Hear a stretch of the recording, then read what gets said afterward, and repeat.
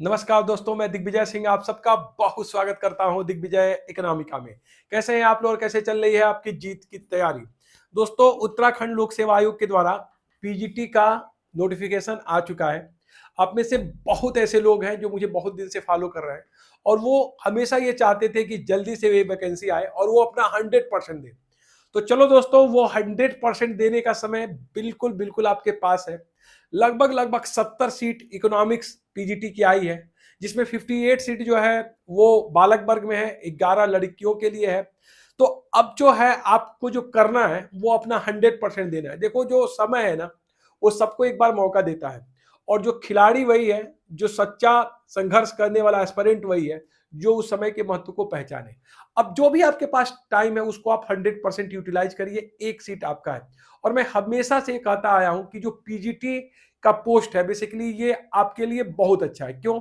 PGT होने के बाद भी आपको पढ़ाई लिखाई करते रहते हो, इतना टाइम होता है कि आप दूसरे एग्जाम की प्रिपरेशन कर पाते हो और सबसे अच्छी बात, इसकी सैलरी बहुत अच्छी होती है।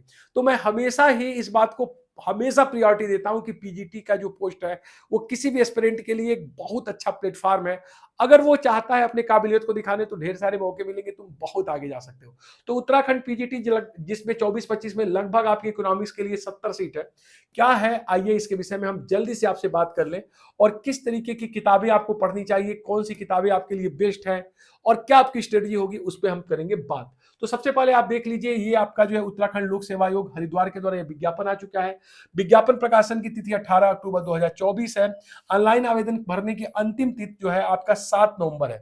तो आप जरा देख लो, 12 और 7 लगभग लगभग आपका 18-19 दिन का आपके पास समय है और मैं कहता हूं कि आप जितना जल्दी हो सके आप अपना आवेदन कर लीजिए। और परीक्षा शुल्क की जो है अंतिम तिथि है वो भी 7 नवंबर है और ऑनलाइन आवेदन पत्र में जो संशोधन या परिवर्तन होगा वो 19 नवंबर 2024 से 28 नवंबर 2024 के मध्य होगी। तो एक बार इस विज्ञापन को आप लोग जल्दी से जल्दी भर लीजिए। और इसमें देखिए पदनाम क्या है, प्रवक्ता है, विभाग माध्यमिक शिक्षा विभाग है। टोटल जो पद है 613 है। हम बात करेंगे इकोनॉमिक्स की।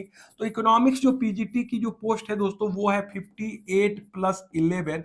इसका मतलब आपका जो है 69 पोस्ट आपके लिए है और मैं मानता हूं कि ये अच्छा है, ठीक पोस्ट है। इससे जो है ज्यादा की आप उम्मीद नहीं कर सकते हो। 70 सीट है आपके लिए और एक बेहतर मौका है कि आप अपने कैंडिडेचर को जो है बिल्कुल जो है कंफर्म करो। वेतनमान अगर आप देखिएगा तो लगभग लगभग आपको सिलेक्शन आप जो ही होंगे तो लगभग लगभग आपकी सैलरी जो है 75,000 से शुरू हो जाएगी। आप इतना समझिए, लगभग लगभग 75,000 होगा। पद का रूप जो है आप देखिए अस्थाई है। आपका जो है पेंशन जो है आपको जिस तरीके से जो है आपका न्यू पेंशन स्कीम है उसमें आएगी। और सबसे बड़ी बात है, जो आपकी आयु सीमा है वो आप 21 वर्ष से लेकर 42 वर्ष के लोग भर सकते हैं। और उसके बाद 42 वर्ष के बाद भी अगर आपको कुछ जो है गवर्नमेंट आपको रिलैक्सेशन देती है तो उसमें है। पद का नाम देखिए प्रवक्ता है, जिसमें समाजशास्त्र, भूगोल, अर्थशास्त्र, इतिहास। इसमें क्या है, भारत के विधि द्वारा स्थापित किसी विश्वविद्यालय या संबंध विषय में स्नातकोत्तर की उपाधि चाहिए, मतलब आप एमए किए रहने चाहिए।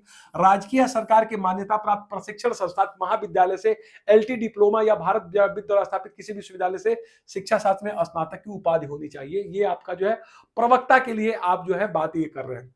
आप देखिए आगे मैं आपसे ये बताऊंगा कि जो यहाँ पे इंपॉर्टेंट चीज है वो कि उत्तराखंड लोक सेवा आयोग की परिधि के अंतर्गत लोक सेवा आयोग की परिधि के बाहर समूह ग के सीधी भर्ती हेतु आवेदन करने के लिए वही अभ्यर्थी पात्र होगा जिसने अपनी हाई स्कूल और इंटरमीडिएट अथवा इसके समकक्ष स्तर की शिक्षा उत्तराखंड राज्य में स्थित मान्यता प्राप्त संस्थानों में उत्तीर्ण की हो। तो ये एक बात आप देख लीजिए कि जो लोग यहाँ पे यहाँ पे बिल्कुल क्लियर किया गया है कि जो ये शासन की अधिसूचना ये 2012 की जिक्र कर रहे हैं, जो 28 जून 2019 द्वारा किया गया था कि उत्तराखंड लोक सेवा आयोग की परिधि के अंतर्गत लोक सेवा आयोग के परिधि के बाहर समूह ग के सीधी भर्ती। अब देखिए ये बात कर रहे हैं समूह ग की। तो यहाँ पे आप जरा देखिए, यहाँ पे अगर ये जो पूरा पूरा जो पद है ये अगर इसको समूह ग में ये मानेंगे तो इसका मतलब ये है कि सिर्फ जो है वही बच्चे जो है इसके पात्र होंगे जो कि उत्तराखंड से ही जो है आपका जो है हाई स्कूल और इंटरमीडिएट की है। तो एक चीज आप इस बात को समझ लीजिएगा, यही चीज यहां पर भी इन्होंने मेंशन किया है कि समूह ग के पदों की भर्ती के लिए अनिवार्य शैक्षिक अर्हता वांछनीय 2010 के अंतर्गत उत्तराखंड लोक सेवा आयोग की परिधि के अंतर्गत समूह ग की सीधी भर्ती में वही अभ्यर्थी पात्र होगा जो उत्तराखंड राज्य में स्थित किसी सेवा योजन कार्यालय में आवेदन पर प्राप्त अंतिम तिथि तक अवश्य रूप से पंजीकृत हो। तो इसका मतलब यह है कि अगर समूह ग में हम इसको माना जाता है तो ये पूरी तरीके से हाई स्कूल इंटरमीडिएट आपको वही करना होगा। देखिए यहाँ पे आप अर्थशास्त्र के लिए सीट देखिए 58 है। इसमें इसमें अनुसूचित जनजाति के लिए 10 है, अनुसूचित जाति के लिए 10 है, जनजाति के लिए 3 है, अन्य पिछड़ा वर्ग के लिए 8 है और आर्थिक रूप से कमजोर के लिए 5 है, अनारक्षित के लिए 32 है। इसी तरीके से आप ये देख लीजिए, प्रवक्ता जो है महिला शाखा के लिए आप देखेंगे अर्थशास्त्र के लिए 11 पोस्ट है। तो ये रहा है आपका सबसे बड़ी बात है कि किस तरीके से ये होने वाला है एग्जाम।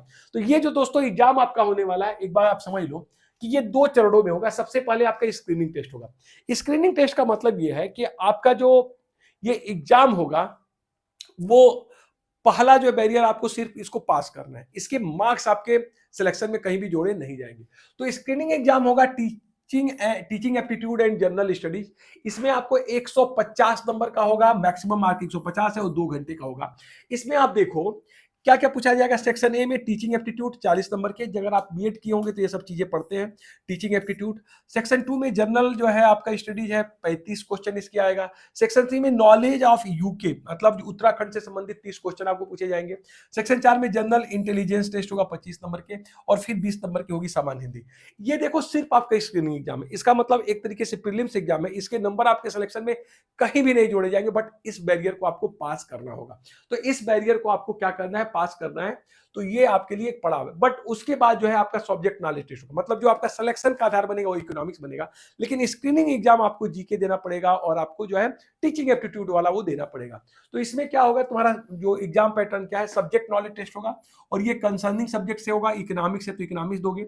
इसमें जो है 200 क्वेश्चन आएंगे और सब मल्टीपल टाइप क्वेश्चन होंगे, एमसीक्यू, और ये 2 घंटे। टोटल मार्क्स जो है आपका 200 नंबर का होगा और इसके लिए जो टाइम ड्यूरेशन है वो 3 घंटे की है। साथ ही साथ एवरी इनकरेक्ट आंसर 1/4, इसका मतलब आप समझ लो यहाँ पे निगेटिव मार्किंग है 1/4 की। तो कुल मिला जुला के जो अब तक हम ये कंक्लूजन पे पहुंचे कि ये जो आपका एग्जाम है बेसिकली इसका एक स्क्रीनिंग एग्जाम है जिसको आपको क्वालिफाई करना है। उसके बाद आप इकोनॉमिक्स से आके अपना एग्जाम दोगे, बट वो एमसीक्यू टाइप का होगा, इसमें रिटेन नहीं होगा, आपको सिर्फ टिक मार्क करना है। अब देखो इसका एक बार सिलेबस देखते हैं। सिलेबस बहुत आसान है। सिलेबस में आप देखिए, एक तो माइक्रो इकोनॉमिक्स है, एक आपका सिलेबस में माइक्रो इकोनॉमिक्स है, दूसरा जो है इसमें मैक्रो इकोनॉमिक्स है, मैक्रो इकोनॉमिक्स में ही मनी बैंकिंग है, रोजगार और एम्प्लॉयमेंट के साथ गवर्नमेंट बजटिंग है और भुगतान संतुलन, मतलब इंटरनेशनल ट्रेड है। यहाँ पे जो मैक्रो इकोनॉमिक्स है थोड़ा सा वाइड कवरेज के साथ है। इसी में आपकी गवर्नमेंट बजटिंग जुड़ी है, इसी में आपका इंटरनेशनल इकोनॉमिक्स जुड़ा हुआ है, इसी में जो है आपका जो मनी और बैंकिंग है। तो ये रहा आपका तीसरा जो पार्ट है वो भारतीय अर्थव्यवस्था से संबंधित है और ये भी जो है बड़ा नहीं है। और देखो लास्ट में आपका चौथा है सांख्यिकी, और सांख्यिकी का भी अगर आप देखोगे तो ये सिलेबस बहुत आसान है। तो कुल मिला जुला के पूरा जो आपका जो सिलेक्शन का बेस है वो सिर्फ आपके 4 विषय है। सिलेक्शन जो आपका होना है वो सिर्फ 4 विषयों के ऊपर। एक आपको पढ़ना है अच्छे से माइक्रो, दूसरा आपको अच्छे से पढ़ना है मैक्रो, फिर आपको अच्छे से पढ़ना है इंडियन इकोनॉमी, और फिर आपको चौथे नंबर पे पढ़ना है स्टैटिस्टिक्स। अब मैं बताऊं इसके अतिरिक्त आपको कुछ नहीं पढ़ना है। ये ऐसा सिलेबस है जिसको आप मुश्किल से मुश्किल 2 महीने में बहुत अच्छे से कंप्लीट कर सकते हो। तो यहाँ पे देखो मैं सबसे पहले 4 किताबों का नाम बताऊंगा जिसको आपको अच्छे से पढ़ना है। सबसे पहले एनसीईआरटी की बुक पढ़ डालिए, 11-12 की बुक, क्योंकि उसमें माइक्रो है, मैक्रो है, इंडियन इकोनॉमिक और स्टेट, वही सेम आपका सिलेबस है। तो पहला मैं आपसे सबसे यही बोलूंगा कि आप सभी लोग जो है सभी लोग जो एनसीईआरटी पढ़ जाइए। दूसरा जो है सभी लोग, हमारा व्हाट्सएप नंबर है 6307374827, मेरे पास नंबर आप पे आप मैसेज कर सकते हैं और मेरा भी नोट्स आपको मिल सकता है। तो कुल मिला जुला के आपके लिए जो सबसे बेहतर चीज है कि इसमें आपको ज्यादा प्रयास नहीं करना है, सिर्फ आपको सिलेबस के अकॉर्डिंग पूरा जो है आप ध्यान दीजिए और 4 चीजों के ऊपर ध्यान दीजिए, micro economics, macro economics, Indian economy और जो है आपका स्टैटिस्टिक्स। सबसे पहले अपना बेस आप क्लियर करेंगे एनसीईआरटी के बुक से, या फिर ओहरी और जैन की बुक देखिए यहाँ पे है, आप देख लीजिए, टीआर जैन और ओहरी की बुक है, इसको आप पढ़ सकते हो। और मैं आपको ये बोलूंगा कि अगर आप मैक्रो के लिए पढ़ना चाहें तो मैक्रो के लिए आप ये जो है एचएल आहूजा साहब की बुक पढ़ सकते हो। बट एचएल आहूजा साहब की बुक पढ़िए, नो डाउट आप पढ़िए, बट इसके पहले जरूर आप एनसीईआरटी को एक बार जरूर पढ़िए, क्योंकि जो प्रश्न का जो पूरा का पूरा आपका सिलेबस है वो पूरी तरीके से एनसीईआरटी बेस है। और जो आप ओरी और जैन वाली बुक है वो भी आप देखिए एनसीईआरटी के ऊपर ही लिखी गई है, उसी के बेस के ऊपर। तो बस आपको अपने क्षमताओं को समझना है। आपके पास अभी काफी समय है, अगर आप अभी से अपनी प्रिपरेशन को स्टार्ट कर दें तो 1 सीट आपकी है, 70 सीट बहुत होती है। बस तुमको एक एक दिन का अपना उपयोग करना है और आपको कोई भी सफल होने से रोक नहीं सकता है। Thank you so much for watching Digvijay economy का। God bless you dear friend. आइए कुछ अच्छा करें, आइए कुछ बड़ा करें।